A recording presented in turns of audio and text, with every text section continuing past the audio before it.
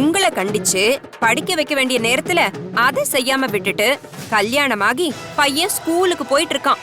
இப்ப வந்துட்டு உங்களை ஒழுங்கா படிக்க வைக்கல, காலேஜுக்கு போகலன்னு தொட்டதுக்கெல்லாம் குறையா சொல்லிட்டு இருக்காரு.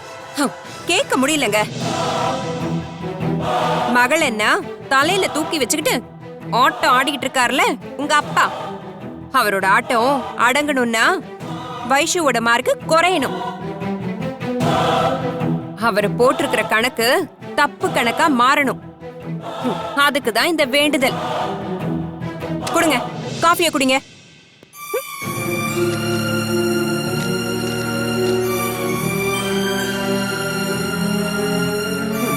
நீங்க வேணா பாத்துக்கிட்டே இருங்க.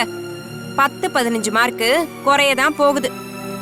அந்த நாகாத்தம்மா என்னை கை விட்டுடுவாளா? என் வேண்டுதல் கண்டிப்பா பலிக்கும்.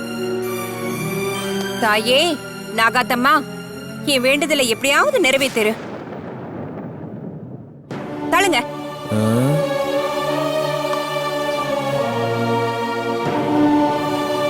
என்ன இவ இப்படி ஆயிட்டா? அம்மா, இவளுக்கு நல்ல புத்தி கொடுமா.